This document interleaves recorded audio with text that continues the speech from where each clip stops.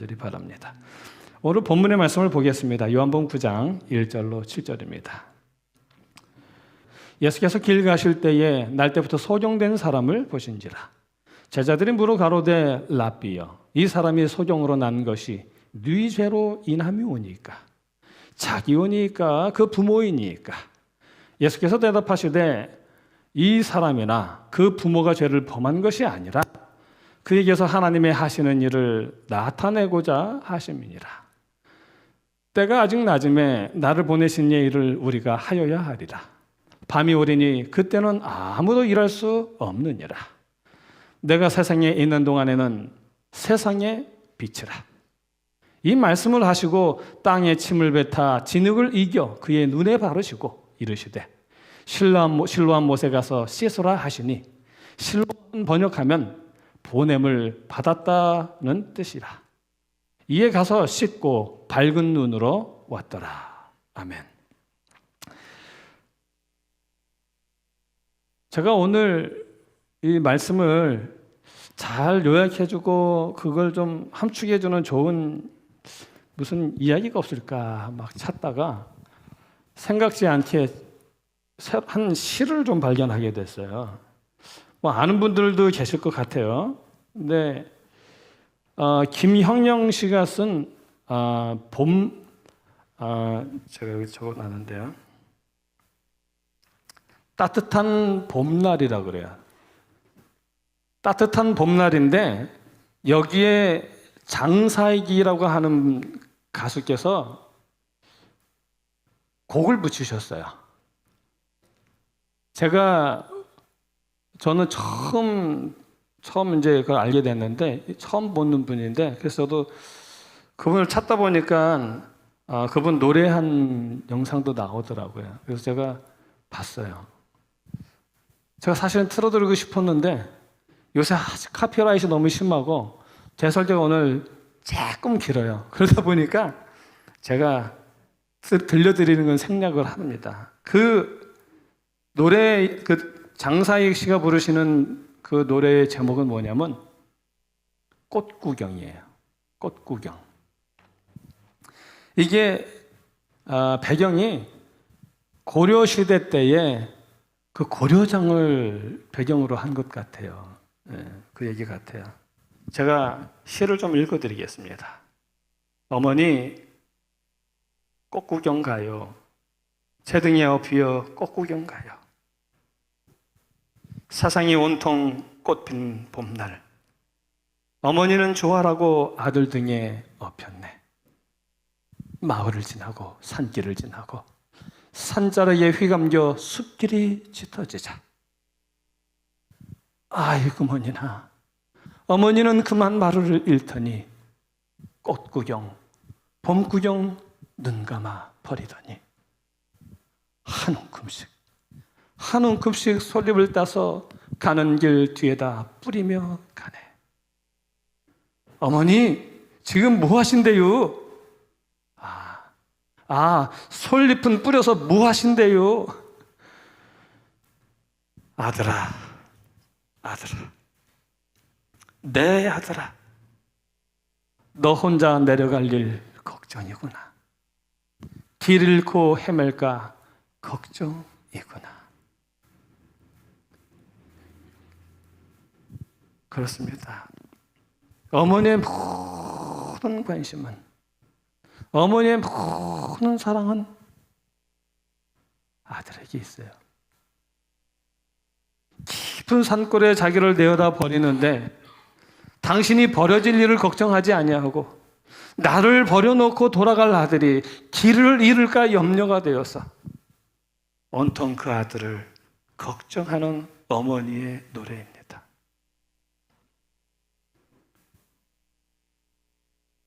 집에 가셔서 생각나면 한번 들어보세요. 저는 한 3번 들어봤는데 너무 눈물이 나가지고 너무 내용이 너무나, 그 가사가 너무나 제 마음을 움직였습니다. 여러분, 성경의 잠언 17장 6절에 보면 이런 말씀이 있어요. 손자는 노인의 면류관이요 아비는 자식의 영화니라. 이 원어적인 해석을 따라 이렇게 해석을 합니다.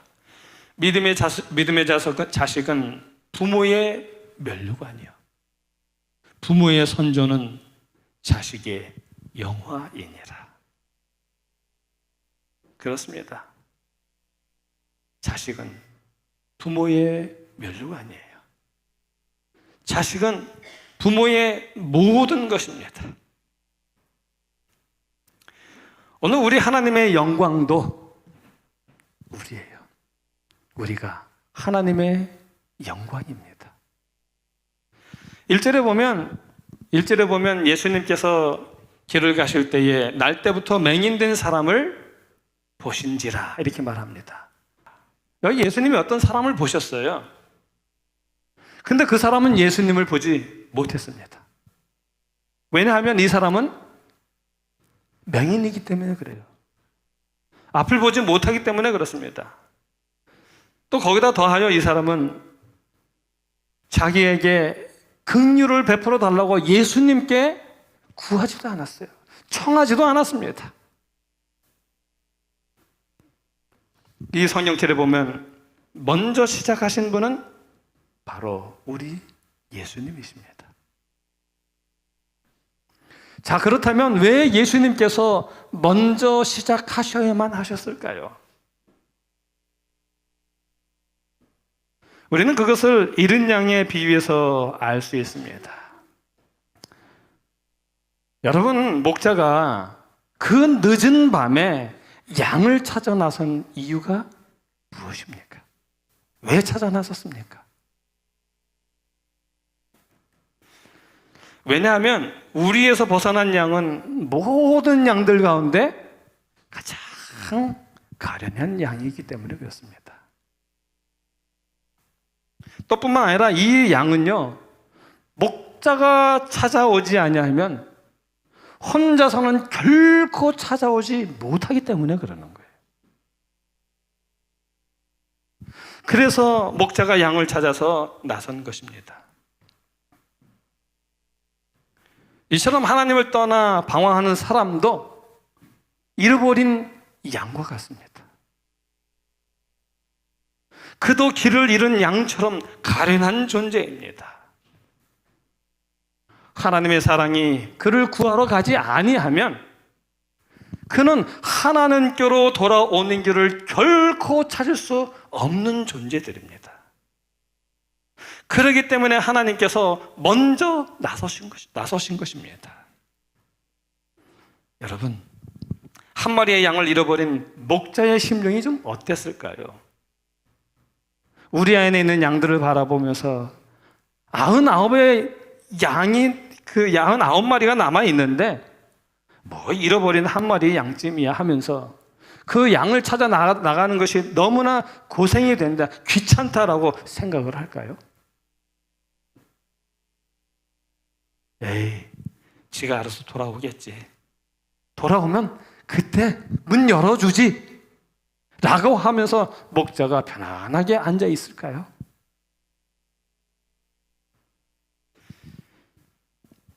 영감의 글에 보면 목자의 심정을 이렇게 적어 놓았습니다. 실물교훈 187페이지입니다. 187에서 188페이지인데요. 한 마리의 양이 길을 잃어버리자마자 목자의 마음은 슬픔과 근심으로 가득 찼다. 그는 양을 세어보고 또 세어본다. 한 마리의 양이 길을 잃었다는 것을 확인하고는 잠을 이루지 못한다. 그는 우리 안에 있는 99마리를 버려두고 잃어버린 한 마리의 양을 찾으러 나간다. 밤이 어두워질수록, 피바람이 심해질수록 목자의 염려는 더욱 커져 더 열심히 찾는다. 그는 잃어버린 한 마리의 양을 찾기 위하여 온갖 노력을 다한다. 그 다음 PPT요. 낙심하는 자들아, 비록 그대가 아무리 약한 일을 했을지라도 용기를 잃지 말라. 혹시 하나님께서 내 죄를 사유하여 주시고 나를 당신의 앞에 나오도록 용납하실까 하는 생각을 찾지 말라. 하나님께서 우리를 구원하기 위하여 먼저 나서셨다. 그대가 그분을 배반하고 있는 동안에도 그분은 그대를 찾으러 나가셨다. 그분은 목자와 같은 측은한 마음을 가지고 99마리를 뒤에 남겨두고 잃어버린 양을 찾기 위하여 들로 나가셨다. 비유에 나타난 목자는 한 마리의 양, 곧 가장 적은 숫자의 양을 찾기 위하여 나아갔다. 그러므로 잃어버린 영혼이 단 한 사람뿐이라 할지라도 그리스도께서는 그 한 영혼을 위하여 뭐 하셨을 것이라고요? 죽으셨을 것이다.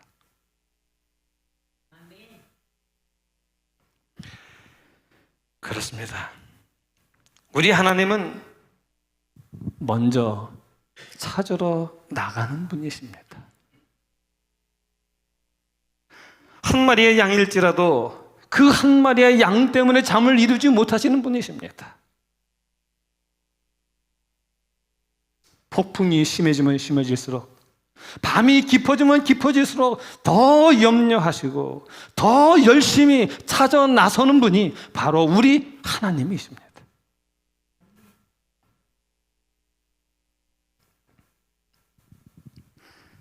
여러분, 이 잃어버린 양은 자기가 잃어버림이 되었다는 사실을 압니다. 그러나 문제는 뭐냐면 자기가 잃어버린 줄은 아는데 내가 어떻게 돌아가야 할 줄을 모르는 거예요. 그게 문제예요.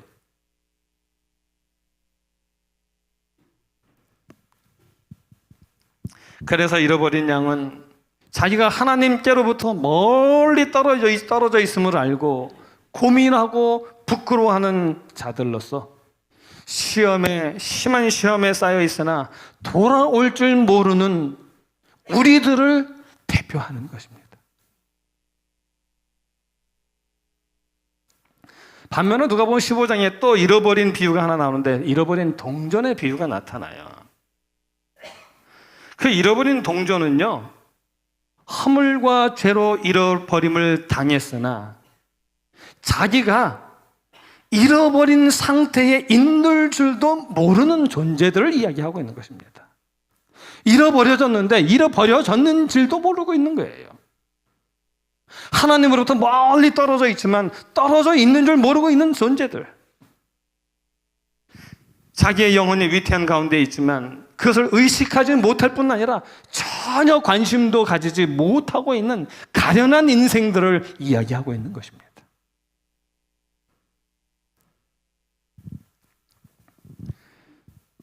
이 비유를 통해서 우리가 아는 것은 뭐냐면 하나님 당신의 요구에 무관심한 태도를 우리가 가질지라도 여전히 우리는 그분의 사랑의 대상이 되고 있다는 사실을 이야기하고 있습니다.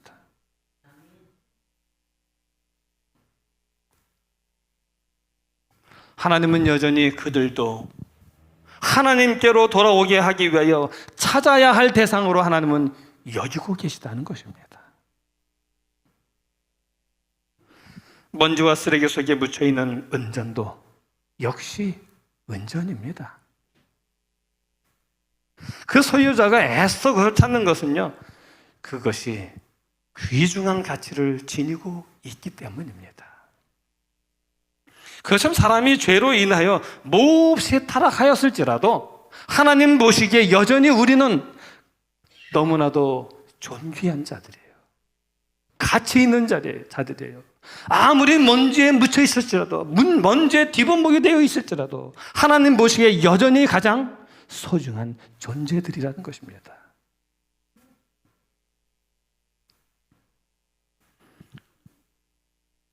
그래서 하나님께서는 먼저 찾아 나서신 것입니다.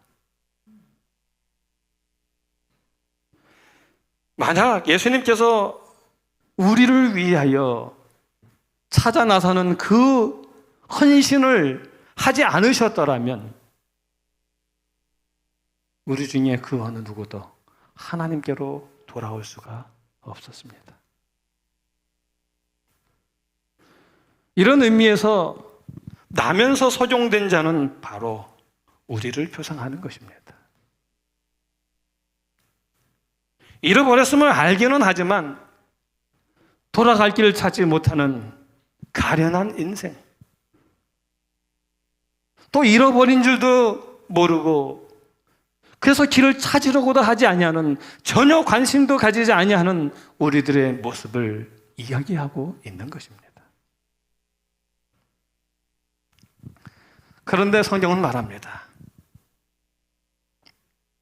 그런 우리를 하나님은 사랑하신다고요. 그런 우리를 하나님은 여전히 귀중히 여기시고 반드시 찾아야 할 가장 소중한 것으로 여기신다고 말씀하고 계십니다. 우리 예수님은 말씀하십니다. 누가복음 19장 10절에 보면은 인자에 온 것은 잃어버린 자를 찾아 구원하려 함이니라. 잃어버린 자를 찾아 구원하려 함이에요. 우리 안에 있는 자들을 데려가려 오신 것이 아니라 잃어버린 자를 찾아 구원하기 위하여 오셨습니다. 또 마태복음 9장 13절에 보면은 이렇게 말씀해요. 내가 의인을 부르러 온 것이 아니라 누구를 부르러 와요? 죄인을 부르러 왔노라. 흠이 없는, 전혀 흠이 없는, 아무런 하자가 없는 자들을 부르러 오신 것이 아니라 당신이 친히 고치지 아니하면 고쳐질 수 없는 죄인들을 부르러 오셨다라고 말씀하고 계십니다.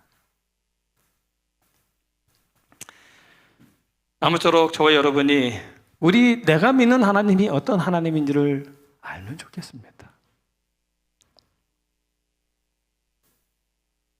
하나님이 가장 바라시는 일은 우리가 무슨 선한 일을 하는 것을 바라는 것이 아니라 우리가 내가 믿는 하나님이 도대체 어떤 하나님인지를 제대로 아는 것을 하나님이 원하십니다. 그 다음에 이제 2절에 있는 말씀을 보겠습니다. 2절에 보면 제자들이 물어가로되 라비여, 이 사람이 소경으로 난 것이 뉘세로 인함이 오니까, 자기 오니까, 부모 오니까. 탈무드에 보면 그 유대인들의 탈무드에 보면 이렇게 말을 해요. 삶의 고통은 뭐라고요? 죄로 인한 거룩한 벌이다.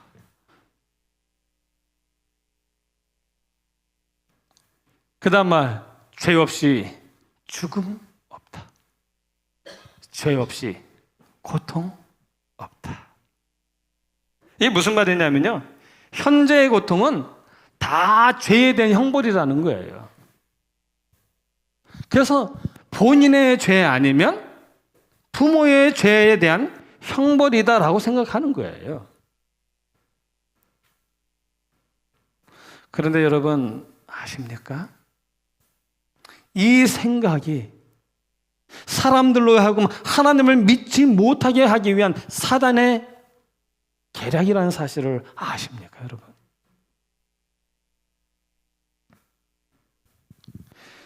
영감의 글에 보면 이렇게 기록하고 있습니다. 시대의 소망 264페이지예요. 죄는 현세에서 처벌된다고 유대인들은 일반적으로 믿고 있었다. 모든 어려움은 고통하는 본인이나 혹은 그 부모의 잘못에 대한 형벌이라고 생각하였다. 모든 고통은 하나님의 율법을 범한 결과인 것만은 사실이나 이 진리는 뭐예요? 곡해되어 온 것이다. 자, 그 다음 볼까요? 죄와 죄의 모든 결과의 장본인인 사단은 사람들로 하여금 질병의 죽음은 죄 때문에 당하는 독단적인 형벌로서 누구에게서요? 하나님에게서 오는 것으로 생각하게 하였다.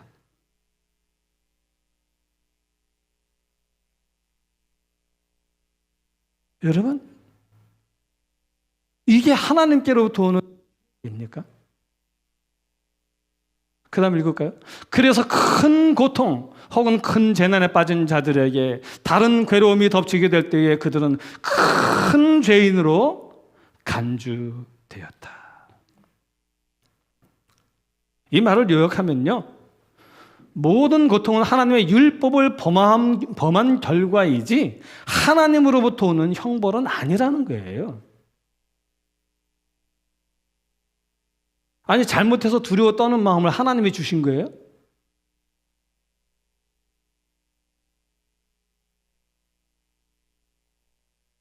지금 이 말씀의 요약은 뭐냐면, 이 모든 고통은 죄의 창시자인 사단이 가져온 것이지 하나님이 주시는 형벌이 아니라는 거예요. 죄로 말미암은 결과니까 누가 가져온 거예요? 사단이 가져온 거잖아요. 하나님이 주시는 형벌이 아니란 말입니다. 여러분, 우리가 욥을 한번 볼까요?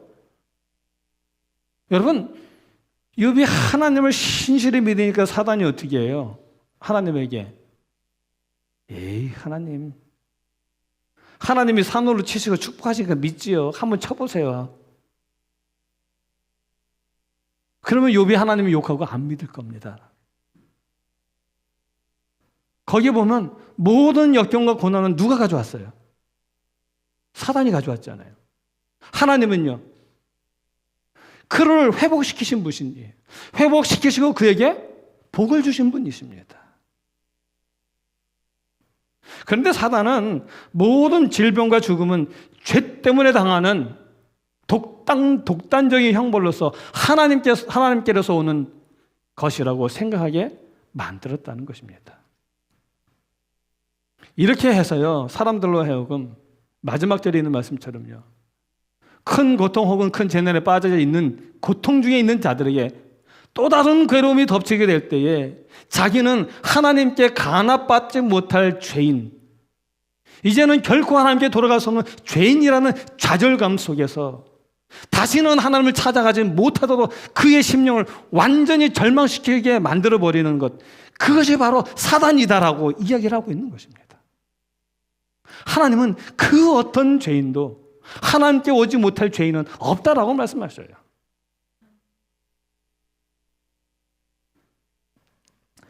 사단은 사람들로 하여금 스스로 하늘과 완전히 단절된 사람이라고 믿게 만드는 것이죠. 하나님을 믿지 못하게 만드는 것입니다.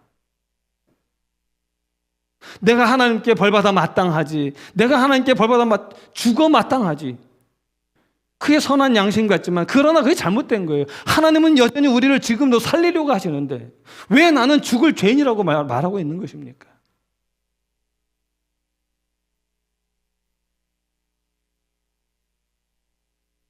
우리가 부른 노래 있잖아요. 벌레만도 못한 내가 용서받을 수 있나요? 이게 하나님이 바라시는 거예요. 이게 우리가 하나님 앞에 가져야 될 올바른 자세이고요.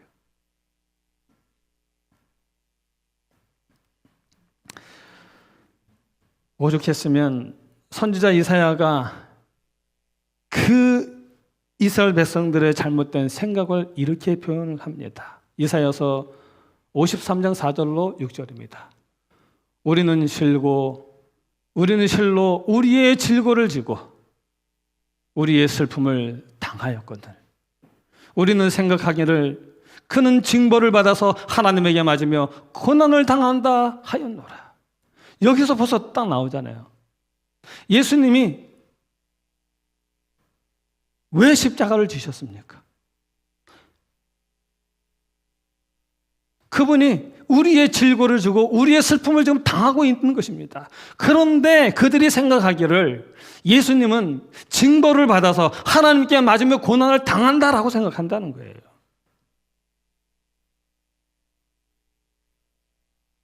그리고 이사야 선지자는 하나님이 어떤 분이신지에 대해서 이렇게 소개를 합니다. 그게 아니야. 그분이 찔리심은 우리의 허물을 인하며 그가 상함은 우리의 죄악을 인하며라. 그가 징계를 받음으로 우리가 평화를 누리고 그가 채찍에 맞음으로 우리가 나음을 입었도다. 우리는 다 양 같아서 그릇 행하여 각기 제 길로 갔거늘 여호와께서는 우리 무리의 죄악을 그에게 담당시키셨도다. 그분이 형벌을 받아서가 아니라 그분이 찔림을 받아 우리가 치유함을 받도록 하기 위해서 말이에요. 나음을 입게 하기 위해서, 평화를 누리게 하기 위해서 그렇게 하셨다는 것입니다. 우리의 죄를 그분이 담당하신 거라는 겁니다.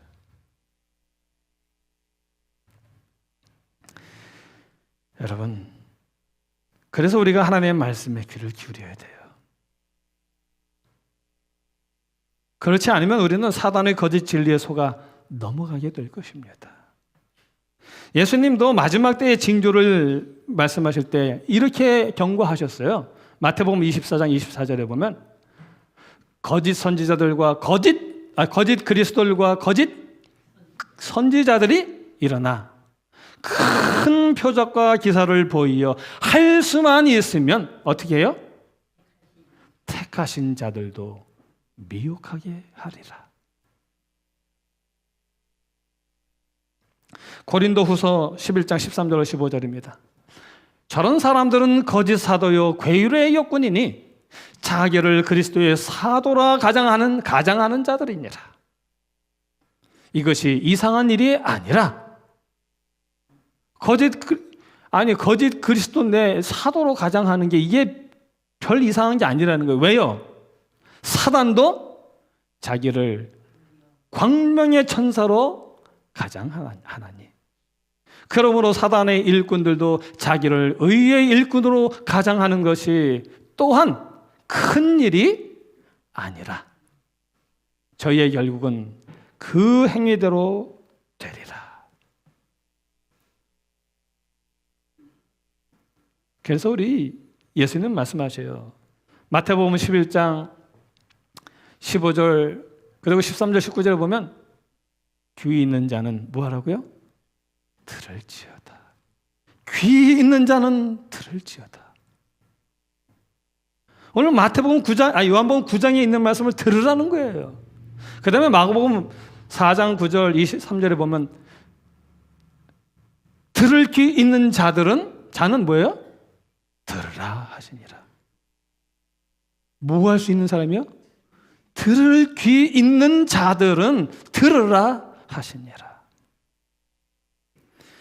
성경의 마지막 책인 요한계시록에서도 이렇게 말씀하셔요. 요한계시록 2장 7절 11절에 보면 아이고 앞에 귀자가 빠졌네요. 귀 있는 자는 성령이 교회들에게 하신 말씀을 들을지어다. 귀 있는 자는 성령이 교회들에게 하시는 말씀을 들을지어다. 요한계시록 3장 6절 13절 12절에 보면 귀 있는 자는 성령이 교회들에게 하시는 말씀을 들을지어다. 귀 있는 자는 성령이 교회들에게 하시는 말씀을 들을지어다. 계속된 반복을 통하여 우리에게 경고하고 계십니다. 우리의 마음을 열라고 말씀하십니다. 오늘도 두드리시는 예수님의 그 문 두드림을 들으라고 말씀하고 계시는 것입니다. 아무쪼록 저와 여러분이 오늘 요한복음 9장에서 우리에게 말씀하시는 예수님의 음성을 들으시기 바랍니다. 그래서 오늘 우리가 우리 하나님이 어떤 분이신지를 알게 되기를 간절히 바랍니다. 그래서 그분을 신실히 정말 신실히 믿을 수 있는 하나님의 참된 자녀가 되면 좋겠습니다.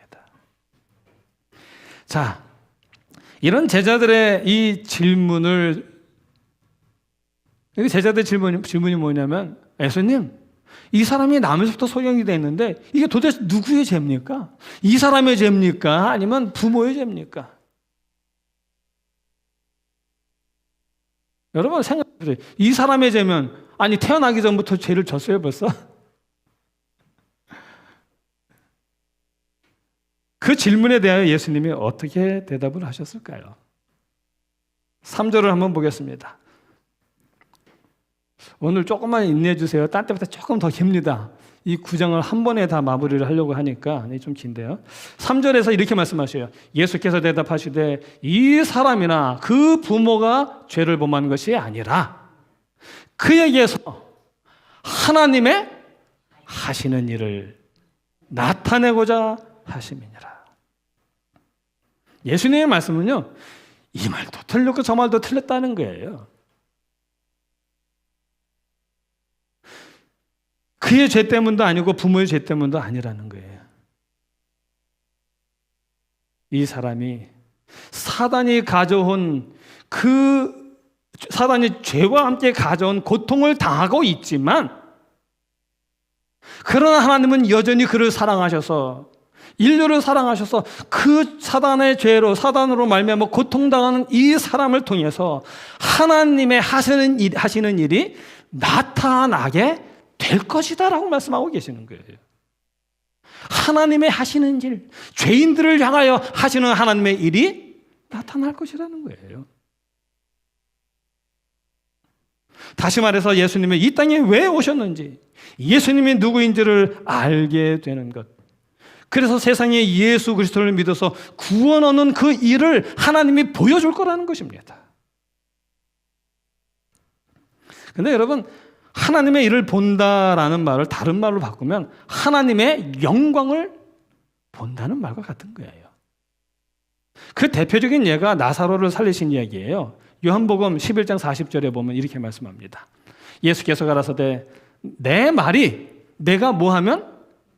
믿으면 뭘 봐요? 하나님의 영광을 보리라. 하나님의 일이면 하나님의 영광과 같은 거예요. 그렇죠? 하나님의 영광을 보게 되는 거예요. 사단이 가져온 그 고통 중에서 하나님은 그 고통을 통해서도 하나님의 영광을 보게 하는 것입니다. 여러분, 하나님의 영광이 무엇입니까? 내 말이 내가 믿으면 하나님의 영광을 보리라 하지 아니하였느냐라고 했어요. 그리고 나서 일어난 일이 뭡니까? 나사로가 살아났어요. 여러분, 하나님의 영광은 뭐냐면 우리가 하나님의 능력을 보는 거예요. 죽은 자를 살리시는 하나님의 능력을 보는 것이 하나님의 영광입니다. 죽은 자를 다시 살리시는 하나님의 생명의 능력을 보는 것이, 그게 바로 하나님의 영광이에요. 우리가 이 예수님의 능력을 보고 예수님이 하나님이심을 알고 믿게 되는 것, 그것이 하나님의 영광이라는 거예요.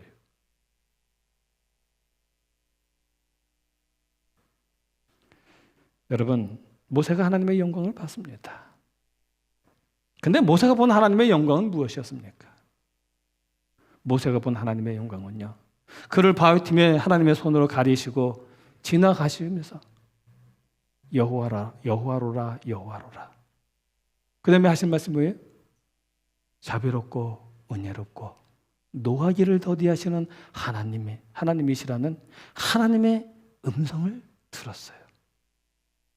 그게 영광이에요. 하나님의 음성을 들은 것, 그것이 영광입니다. 그러므로 하나님의 일, 하나님의 영광은 뭐냐면 하나님이 어떤 분이신지를 우리가 알게 되는 것, 우리가 알 수 있도록 하나님의 능력이 나타나는 것, 그것이 바로 하나님의 영광이에요. 그게 하나님의 일인 것입니다.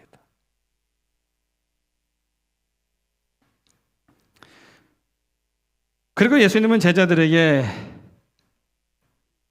너희가 하나님의 하시는 일을 보리라 말씀하신 후에 땅에 침을 뱉어 진흙을 이겨서 그의 눈에 바르십니다. 그리고는 뭐라고 말씀하셔요? 가서, 어디로 가세요? 실로암 못에 가서 씻으라. 그래서 그가 가서 씻었더니 어떻게 됐어요? 보게 되었습니다. 여러분, 예수님이 왜 진흙을 바르셨을까요? 이 진흙을 왜 바르셨나를 제가 막 찾아봤어요. 찾아봤더니 다양한 해석들이 나오더라고요. 그런데 저는 이렇게 해석을 합니다. 여러분, 진흙을 바르면 보게 됩니까? 진흙을 바르면 보게 돼요? 진흙에 무슨 효능이 있습니까? 없죠? 이건 말 같지도 않은 질문이잖아요. 근데 예수님은 왜 그걸 바르셨을까요? 누가 봐도 어리석어 보이는 마치 미신적인 것 같은 그런 일을 왜 하셨을까요? 예수님이 하시는 말씀은 이겁니다. 그래, 너희가 참 잘 아는구나. 어떻게 진흙을 바른다고 낫겠니? 진흙이 그 사람을 낫게 한 것이 아니라 뭐가 그를 낫게 했다는 거예요? 예수님의 말씀이 그를 낫게 했다는 것입니다. 그가 그 말씀을 믿고 가서 씻었더니 그가 나음을 입었다고 말씀하고 계시는 것입니다.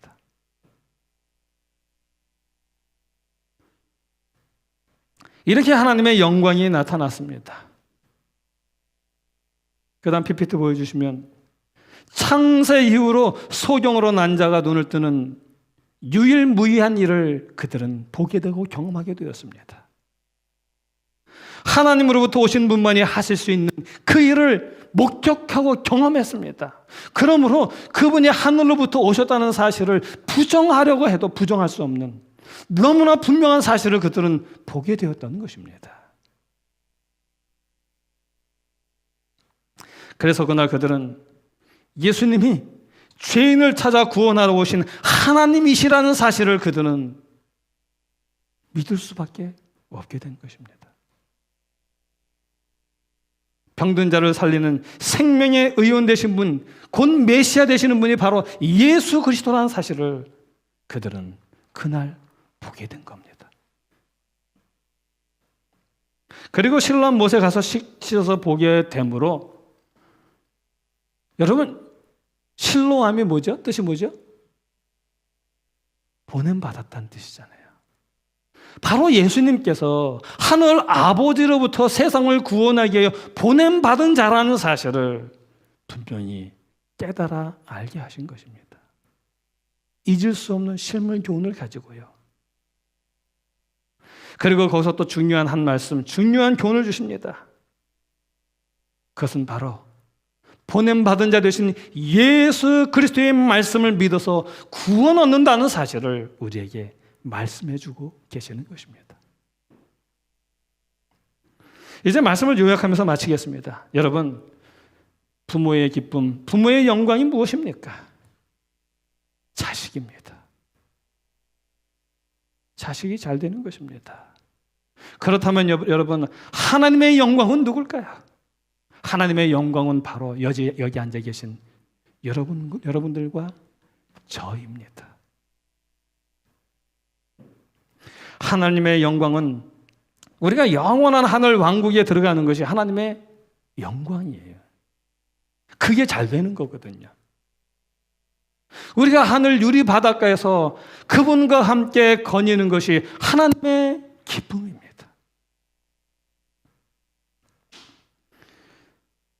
이제 말씀을 요약합니다. 요한복음 9장을 통해서 우리 하나님은 말씀하십니다. 하나님의 일은 우리가 예수님이 누구신지를 알게 되는 것, 그것이 하나님의 일이라고 말씀하십니다. 또 우리가 예수님이 하늘로서 오신 사랑의 하나님이시라는 사실을 깨닫는 것이 하나님의 기쁨이라고 말씀하고 계십니다. 그리고 우리가 마침내 그 예수님의 말씀을 믿어서 구원 얻게 되는 것이 바로 하나님의 영광이라고 말씀하고 계십니다. 아무쪼록 저와 여러분이 이 말씀을 통해서 예수님을 알고 그리고 예수님을 믿게 되어서 마침내 그토록 그분이 소망하시고 그토록 그분이 열망하시는 구원이 우리 모두에게 있게 되기를 간절히 바랍니다. 그래서 우리 하나님께서 너무나 기뻐서 어쩔 줄 모르시고 잔치를 벌이시는 그 하늘 잔치에 우리 모두가 함께 앉게 되기를 간절히 바라면서 오늘의 말씀을 줄이겠습니다.